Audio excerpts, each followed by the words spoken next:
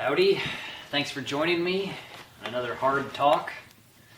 It was another dark day outside, so I'm going to do this inside by the fire. When it's dark and rainy outside, you got to be the light. You know, I like thinking of it that way. So this video gets pretty deep. It's called The Beast System, Chakras, and Spiritual Slavery.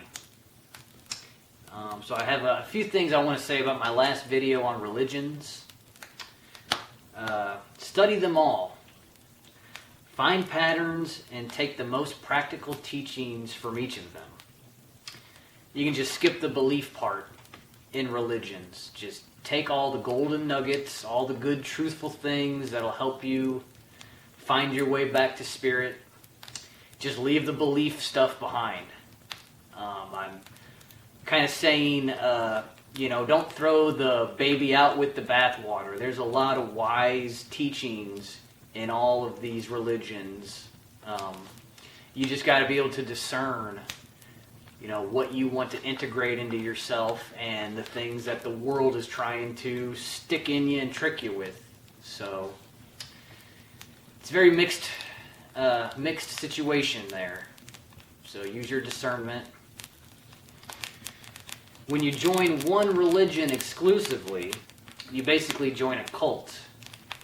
My neighbor Robin, he's a great guy. He's the guy who kind of let me live up at the farm while I'm building the cabin. But he taught me this one about cults. A cult is it's like driving a car in a cul-de-sac. How in subdivisions they have these cul-de-sacs. They're basically dead ends, so when you join a cult, you have a dead end of knowledge and wisdom.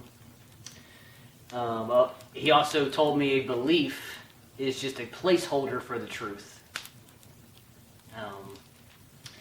So I always thought that was a good way to look at these religions or cults or cultures, even. Everybody's got their country's got their cultures. They're all kind of dead-end streets. You got to make your own way. That is the way I see it. So I want to talk about my religion. My creed, my code of ethics.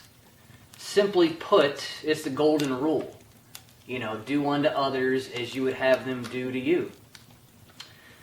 If we all just abided by that simple teaching, we would have heaven on earth. If we all just treated each other like the way we want to be treated.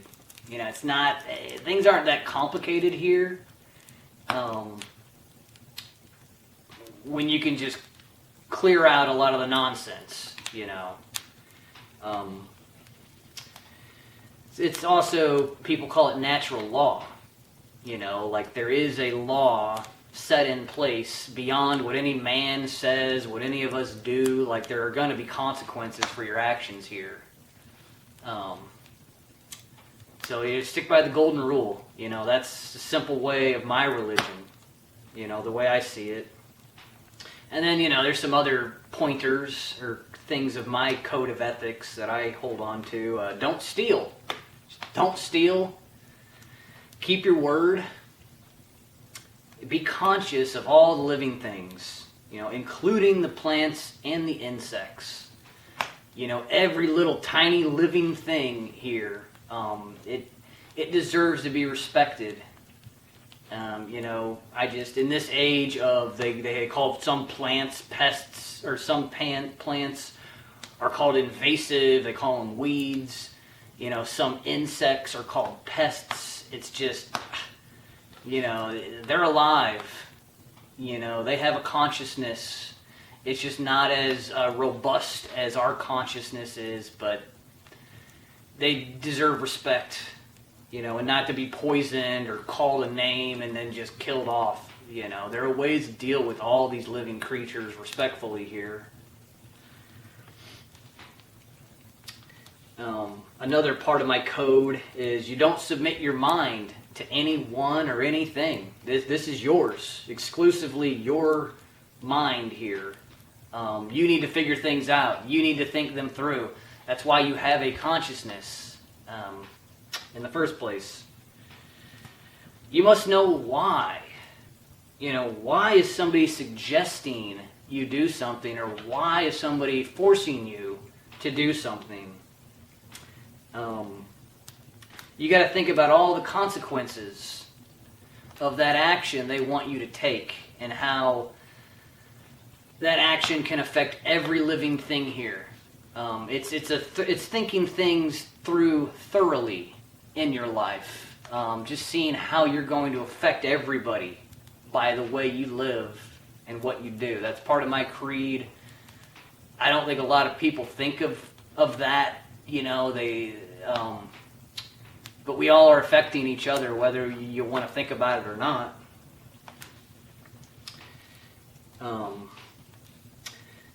Another part of my creed is to dance through the fire, right? Like, we're in this chaotic, fiery place, and you gotta have fun. You gotta dance through it. You don't just let the fire burn you up. You gotta play with it, have fun with it. So dance through the fire. Don't be puritanical. Don't be so uptight and righteous that everything has to be this way or that way. Everything's always changing. We were meant to have pleasure here, obviously. You just got to find a balance with all that stuff. So going back to my last talk, remember that demigods and religions are just stories of the past that nobody can verify. But what you can verify is how they are used to control people. They are used to control minds and create divisions in our age. So that's verifiable. I could definitely prove that is happening. I can't really prove what all these demigods and religions say, but I can see the fruits, the fruits of what happens here when people believe that stuff. So the demigods and religions are used to create hierarchies of control, a spiritual chain of command, a top-down structured society. It creates a ruling class, or archons, just another name for rulers. If you submit your spirit or mind to a god, then you will naturally submit your body to a worldly leader. You have been conditioned to sacrifice yourself to the beast system instead of being whole or holy. Just being a whole person and not sacrificing parts of you, to all this stuff around you that wants a part of you, wants to tax you or take you and twist you and use your energy. I'm basically saying for slavery to exist in the physical plane, slavery must first be created in the mind or in the spirit. You got to be tricked into it. You got to be convinced of it. It doesn't just physically happen. Not in this day and age. There's plenty of physical slaves, I guess you could say, but most of the slavery of our age is of the mind, which is of the spirit, because the core of everything is spiritual, in my opinion. A few examples of how these demigods and religions get inside your sacred space. You force kids to pledge their heart to a flag every morning, the Pledge of Allegiance. So the kids are pledging their heart to a symbol of murder and chaos every morning. You got to realize when people see that American flag raised up, that means there's a bunch of dead people around that just got killed and their stuff was taken. So we kind of force kids to pledge their heart to that. So you can see how these ideas literally go into the heart of children. We make them pledge an allegiance. It's super insane. The more I'm around it and see it as I've grown up, or the classic religious demigods. They demand that you invite their spirit into your heart.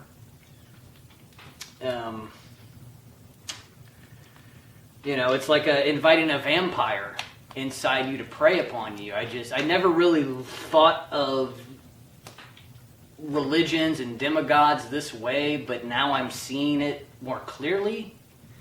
That you are inviting these entities into you to take over. I mean, you got to realize how creepy all that is. And in my opinion, you should have a sovereign spirit, a sovereign avatar, a sovereign temple. Like your body is a temple that holds your spirit. And your spirit's in charge of this thing. Okay? You don't go inviting other things to come in and drive it. This is your sacred space. This is the thing you've been given. You shouldn't just easily give it up. But I think people can't really handle what it is to be a spirit. So it's just far easier to give somebody else, take the reins, somebody else guide me. Yikes. So no foreign spirits should be let inside you or have power over you. Simple way to put it. So I had to say all that to get to the beast system because it all ties in together. We are all born into bondage in this age. Rich or poor, big or small, we are all slaves to the trauma and trickery of the past and present. Even the rulers are slaves to their control systems. They have the heaviest burden to bear. They have to keep tricking the beasts into doing their bidding. These rulers are the most enslaved of us all. They can't stop ruling. They can't stop creating the chaos to control people. They're locked in, whether it's some secret society they joined or they're just the son or daughter of one of these dark families. They're the most enslaved. They're afraid of the people realizing what's been going on here. So it's like they're on hyper overdrive in this age, trying to keep control. It just confuses me why they would ever give people the internet. But they're not smart. They're pretty stupid. A lot of them are inbred, when you really research it. So I just, when you think of slavery, don't think, we can be freer than the ones ruling us, if that makes any sense. Spiritually, you can obviously be freer than them because they're tied to their control systems. And they might even be tied to this realm. They might be stuck here for good. Who knows? So I'm talking about a beast system, which it's basically government. All these governments that are turning spiritual beings into beasts. So I have to define, what a beast is. A beast is a monster, a brutish or stupid man, a fool, an idiot. Brute means coarse, brutal, raw, crude. From the Latin word brutus, heavy, dull, stupid. You don't want to be a beast. Insensible, unreasonable. They can't even talk things out. Kind of like the demon rats and the redumlicans. They don't talk anymore. They're pretty beast-like. Wanting in reason. Blunt or dull of sentiment. They're just thoughtless. They don't think things through. Unintelligent. Irrational. Purely material. These are definitions for a beast. And then in my words, a mouth wide open, knuckle dragging, dummy, just waiting to be taken advantage of. There's just a lot of people just waiting for somebody to take advantage of them, A mark or a target, somebody who's gullible, very beast-like. You usually see them waiting in line instead of creating the thing they need, right? So, an example of this is like I make my coffee in the morning, And I'm like a connoisseur, like I gotta have my French press, I gotta do it a fancy way, I throw a little mushroom powder sometimes, you know. But then you see all these people lined up at Dunks, you know, waiting for their coffee in a line. And it's like, you're gonna sit there for 10 minutes waiting for some terrible coffee. They probably have chemicals in it and all sorts of additives and garbage. When you can take 10 minutes to make it at home, it's just, there's a lot of people that are just a lot of beast-like people out there. You know, they wait for others to do things for them. You know, they vote. They wait for somebody else to free them. You know, voters, followers. They got that dead look, that dead stare. You know, like there's nothing going on in there. It's like they're missing something. You know, they have no discernment of right and wrong. You know, they're moral relativists. It's like an animal. Animals do not have morality. They're just going around eating each other, doing their thing. Like they can't think, they can't discover what's right and wrong because it's just not, it's not a part of them. They ask Google and government to think for them. You know, you can scare these people into anything as long as it comes from an official government source or one of their idols. You know, some of their idols are Trump, Elon Muskrat, Joe Rogan. You know, these guys say something and people just jump. It don't matter how stupid it is or how much of a lie it is. People just, oh yeah, I follow that person. They don't think for themselves. They have idols. These kind of people, they try to guilt or shame you into joining the herd. I've just dealt with this my entire life, and I'm just able to put it into words now. But they're herd animals. They try to make you feel bad for being yourself. It's freaky stuff. Instead of using reason, like, you know, don't guilt and shame me. Explain to me a reasonable argument, you know, give me proof and evidence why I should do the thing you're all doing. Because it's usually never there. The evidence is usually always pointing the other way, like do not do what the crowd is doing. Then there's some modern names for these beasts. Beast people, NPCs, you know, it's a gaming term, a non-player character. Like there's players in the video game, you know, and then there's just robot characters that are just there in the background. AI bots, clones, extras in the movie. You know, it's like we're all living through a movie of our own creation.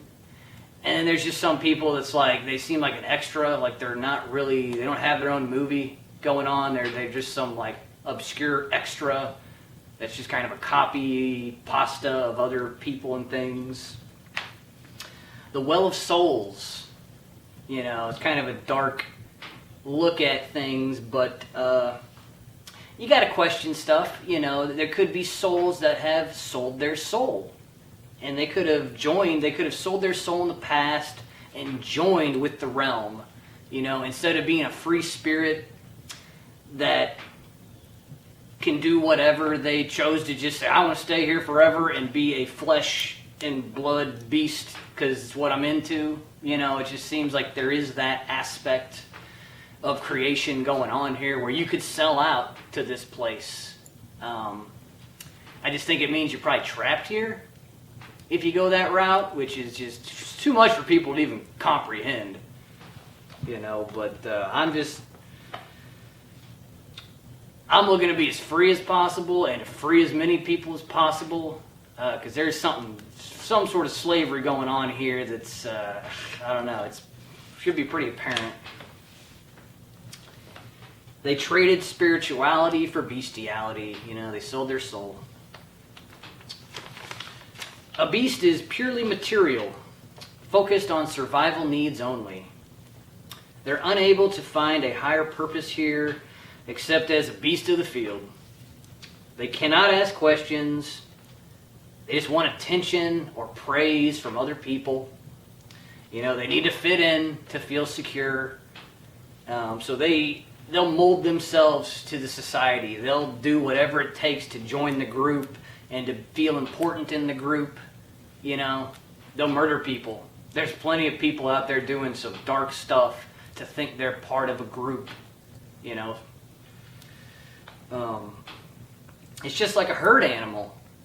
Like, they're all afraid. All the animals sort of, they herd by themselves, or they herd, you know, with other animals, and they all kind of look around and are afraid. You know, there's a few animals, like an eagle, I don't know, the crows, I don't know. Some of these animals, they don't seem as stupid as other ones. It's the herd animals, though. No individuality, but dependence on others and systems of control. Like, so you got to realize a lot of stuff I say, it threatens a lot of people because they don't believe in individuality. You know, they want other people to live life for them and to figure things out so I just know it's not popular. Independence is not popular these days. You know, it's not cool. It's always been cool to me. I don't know.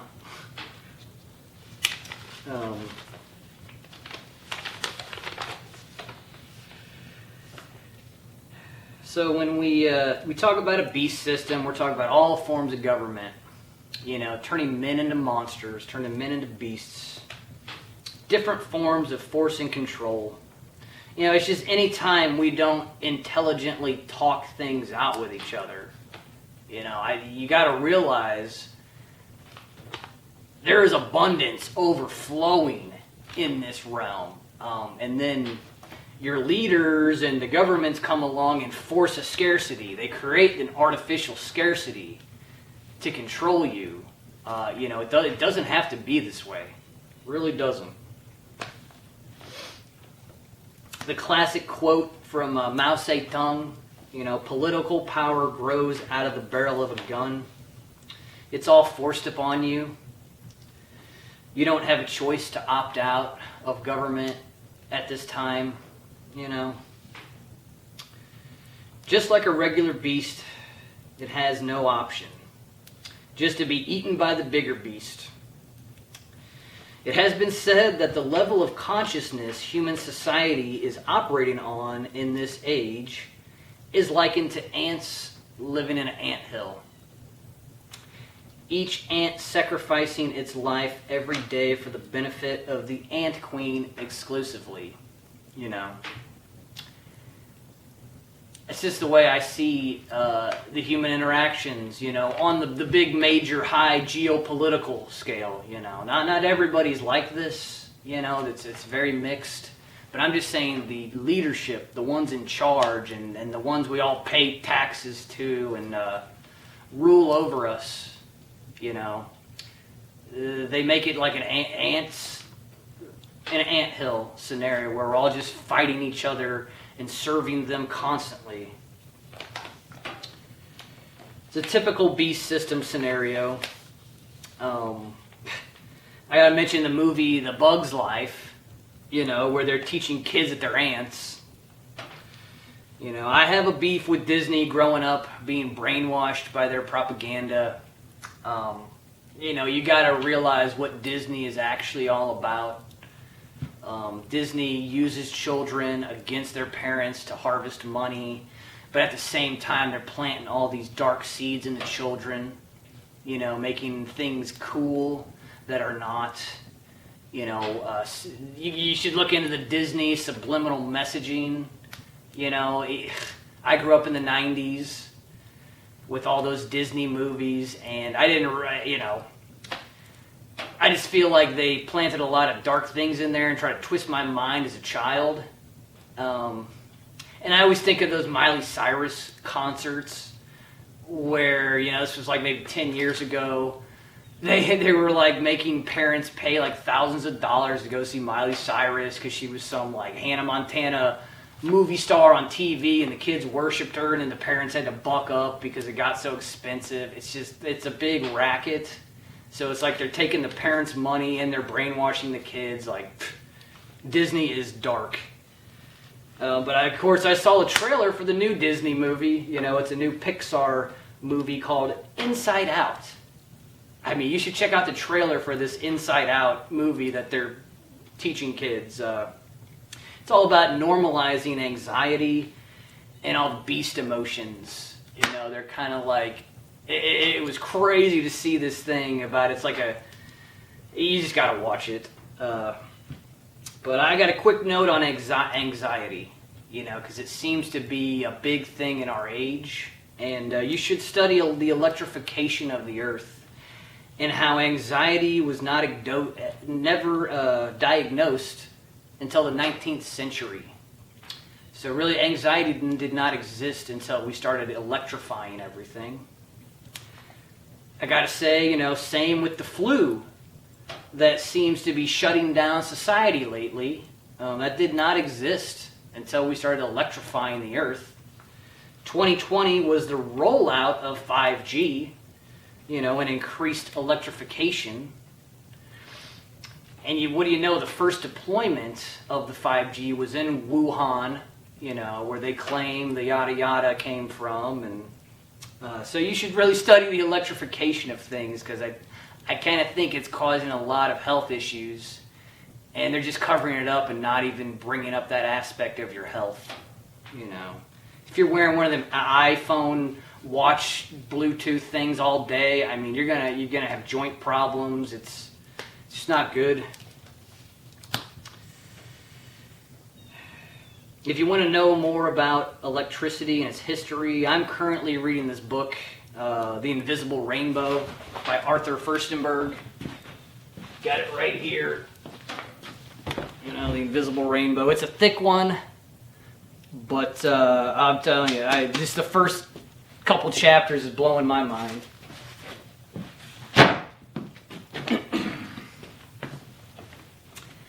Alright, so talking about the beast system, I want to talk about chakras. You know, it's one of those things that it's a teaching that comes from the East, the Eastern tradition, so not a lot of Westerners know about it, or study it. I think it's a wise way to map out the different zones of your body.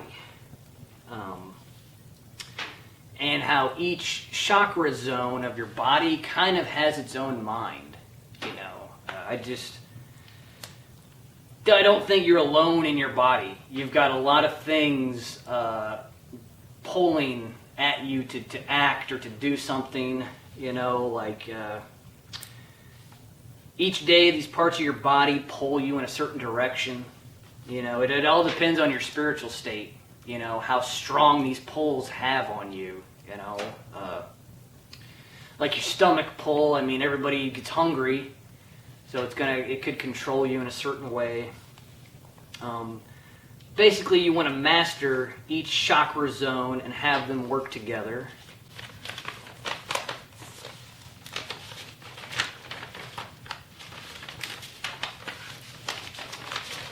So when the chakras are out of balance, it can control you and your destiny.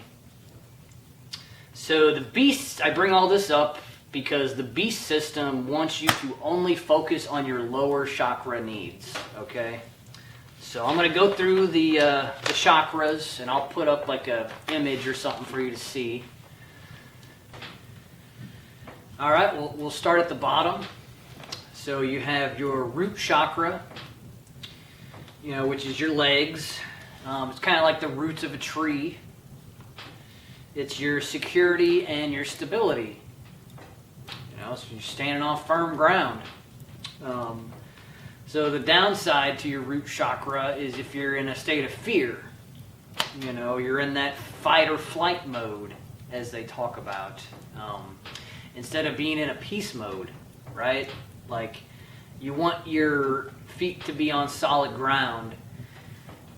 You want to be secure within yourself. You know, you don't want to be afraid constantly that somebody's around the corner is going to get you or something stupid. You know, that's why you really shouldn't watch the news, because that's all they want to do is make sure you're not stable, make sure your root chakra is in fear of something all the time. And then moving up, your sacral chakra, this is your sexual and your creative energy. So you can guess how this goes wrong. When you lust after things, lust after somebody. This is probably the one I struggle with the most of the lower chakras. A lot of men in this age, I think struggle with this one. Everybody really in their different ways. But it's that balance. You see the pretty woman or the pretty thing, and you can admire it, and it's beautiful, but you don't take that extra step of claiming it or having these fantasies about it. It's not the sacral, zone. Pretty easy to get screwed up in this age. And then you have your solar plexus, which is your confidence, your self-esteem. But taken the wrong way, it can be pride or arrogance. So these are like your 3 lower chakras that the beast system wants to get a hold of, and keep you focused on. So, it starts by making sure you're afraid and that there's never any security. Things are always, there's more wars always starting. There's another pandemic. There's always some stupid thing around the corner they want you to be afraid of and to think of. Instead of just being secure in who you are and what you know, and just being stable. They want everybody chaotic and afraid. And then, if they can get you to lust after anything, you're more easily controlled. You lose a lot of your higher consciousness when you're just focusing on all the pleasures. And then being prideful or arrogant, right? There's a lot of people that just cannot open their hearts or their mind again. They're just closed off. This is the way it is. I know best. You better follow what I have to say. They're not open enough. So then you have your heart chakra, which is in the middle, which is your love or your capacity for empathy for others. If your heart chakra is off, that means you hate others. So you can kind of see how there's a lot of people mixed up in hate right now. They hate somebody else. They want to blame somebody else for their problems. So they just lost the heart, and the empathy for others. And then you go up to your throat chakra, which is how you communicate. You want to be open and honest with your speech. You want to be able to express yourself and who you truly are. So there's people that, when your throat chakra goes wrong, people don't express themselves. They're afraid to say something. They lie to get by. The saying, the fake it till you make it. They use their words to trick or deceive. And then the last 2, you have your third eye. A lot of people talk about open up your third eye. Your third eye is your intuition and your imagination. So when you don't have intuition and imagination, you're purely left brain. You're a robotic type of person. You'll say things like, I'm stubborn, I'm simple. Intuition and imagination are too abstract, which it's a little true, because your intuition, your imagination, it's not something you could explain to somebody. It's more of a force within you that tells you, like, whoa, watch out for that, don't go there. You can't really you can eventually, I think, logically find out why your intuition told you that. But in the moment, it's just, boom, there. You got to trust it or not, and a lot of people want to analyze and yada da da da, have this like mathematical conclusion to things, and it's just, that's not the way it works here. You know, your intuition and your imagination, they're unexplainable, almost magical things that everybody is experiencing differently. Everybody's got their own imagination, their own intuitions, and then there's the people that just eliminate all that and, you know, turn to a beast. And then the final is your crown chakra. So I like to think of this one as, you know, the king has returned. He's put his crown back on. You are the sovereign king of your kingdom, you know, or your avatar, your temple, however you want to say the body. This is your spiritual connection, your purpose. You know, you have to create your own purpose in this realm. You know, those who just like threw their crown chakra in the dirt and don't even know they have one, they're cut off from the spirit. You know, they've used their left brain to eliminate that magical, beautiful part of them. You know, the king. And they turn into a pure beast, and their purpose is to be fed upon by another animal. They become prey. So, like, if you got to come up with your own purpose here. You got to have your own plan. So those are your 7 chakras. You know, it's one, and I bring this up because the beast system uses your lower chakras to keep you chained down to the realm. You know, they want you to get rid of all your higher chakras, or use all of your higher chakras to feed the lower chakras exclusively. So all you want is like sex and food, and you want to feel safe, so you got all the guns and you're defending yourself, and it's just all the animal-like aspects of us that the beast system wants you to stay stuck in. When you were meant for higher things, you know, you were meant to grow your consciousness, you know, not to crush it. So you always have a choice here. You are creating your own reality. It depends on what you give attention to. You know, the higher consciousness, or you're giving attention to the lower chakras all the time. You got 2 paths to take. Up or down. You know, in my life, I've gone up and down and all around. And lately, I've been like trying to focus on going up and getting rid of my patterns of the past, or the things that would bind me to the lower chakras, the more animal nature of us. I see it as we're basically like half animal, half spirit, and you have the total freedom to build off of that. You know, do you want to build a beast, or do you want to build a spiritual being in some flesh beast form? It's your choice entirely. Do you want to grow in consciousness or retard in consciousness? You know, you see a lot of people that they don't want to hear it. Like, they would never listen to this kind of talk. You know, I don't want to hear it. It can't be true. It's not real. You know, the ignorant ones.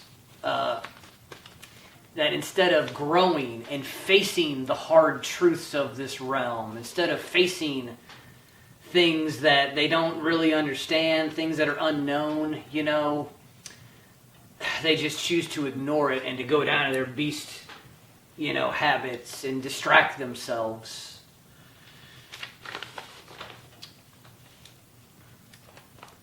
So you can either create or get created on, is the way I like to say it.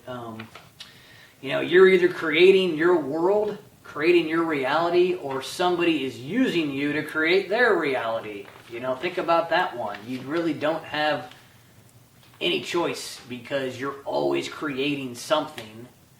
So you better know what you're creating and where it's going to lead. Or somebody else is going to snatch you up and use you for their creation. My advice: become aware and grow in consciousness. Don't be ignorant or arrogant. Stay open-minded. Pay attention. Change is the only constant. So you got to embrace change.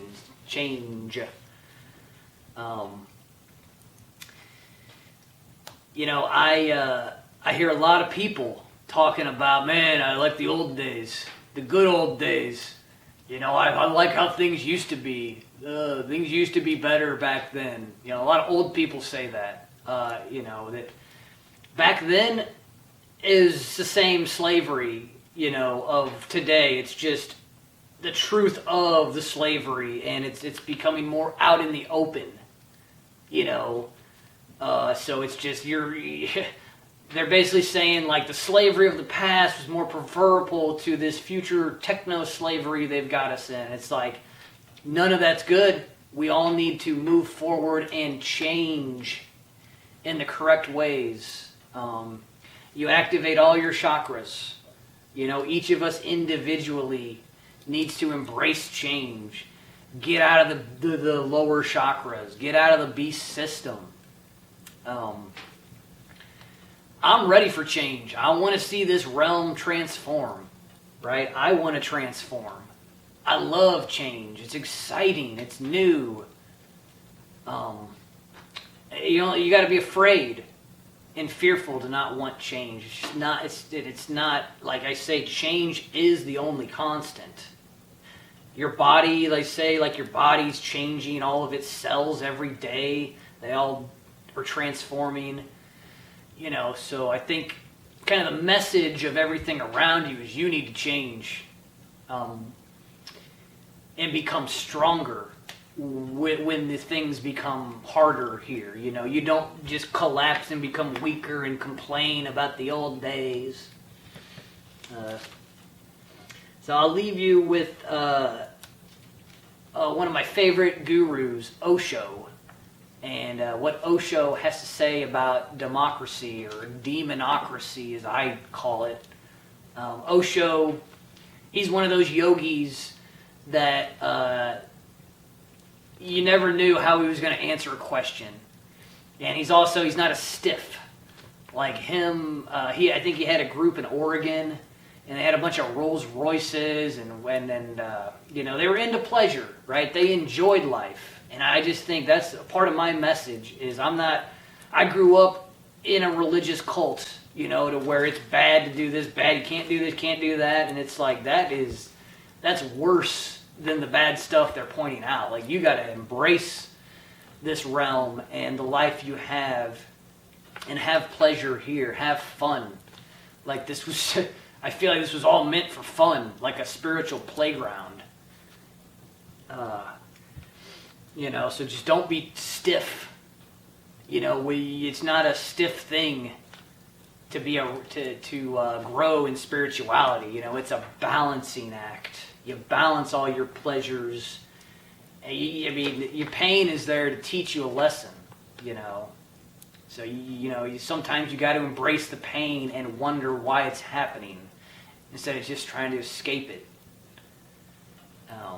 So I'll leave you with a clip from Osho. I hope you enjoy it. Love you all. Enjoy.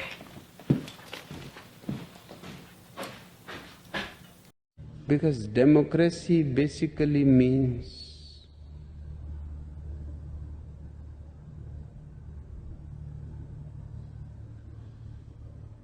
government by the people, of the people, for the people. But the people are retarded.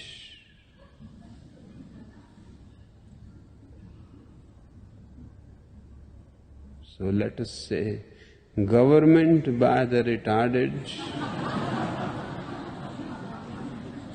for the retarded,